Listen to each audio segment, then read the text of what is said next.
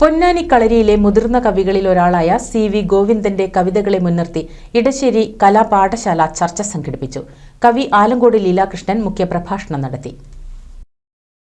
പൊന്നാനി ഇടശ്ശേരി സാഹിത്യ മന്ദിരത്തിൽ വെച്ചാണ് ചർച്ചാ സമ്മേളനം നടന്നത്.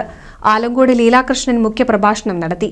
മലയാള ആധുനിക കവിതയുടെ പ്രധാനപ്പെട്ട സവിശേഷതകളെല്ലാം തന്നെ ഇണങ്ങി നിന്ന പൊന്നാനി കളരിയിലെ പ്രധാന കവിയായിരുന്നു സി.വി. ഗോവിന്ദനെന്ന് അദ്ദേഹം പറഞ്ഞു.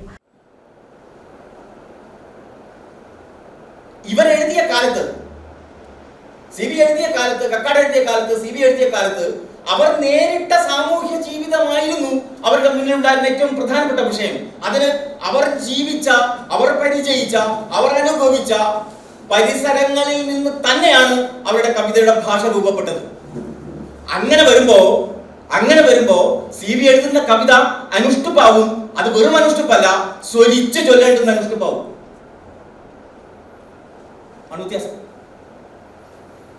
സി.വി. അനുഷ്ടുപ്പ് ബാധയാണ്. സി.വി.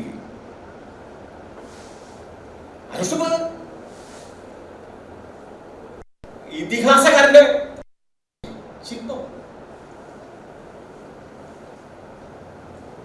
അനുഷ്ടുപ്പിൽ ഇവിടെ അല്ലെ അക്കിത്തം അനുഷ്ടുപ്പിൽ അത്ഭുതകരമായിട്ട് എഴുതിയതാണ്. ആധ്യാത്മികം, ആദിബൗദ്ധികം, ആദിദൈവികം എന്നീ താപത്രയങ്ങളെ കവിതയിൽ ചാലകശക്തിയാക്കി ഉപയോഗിക്കുകയാണ് സി.വി. ഗോവിന്ദൻ ചെയ്തതെന്ന് വിജു നായരങ്ങാടി അനുബന്ധ പ്രഭാഷണത്തിൽ പറഞ്ഞു.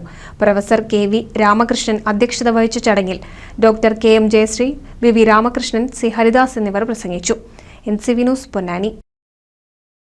1000 വിവാഹങ്ങൾക്ക് ഒരേ ഒരു ബ്യൂട്ടി സിൽക്സ്, എടപ്പാൾ, ചാവക്കാട്, തൃപ്രയാർ, പുത്തനത്താണി, പെരിന്തൽമണ്ണ.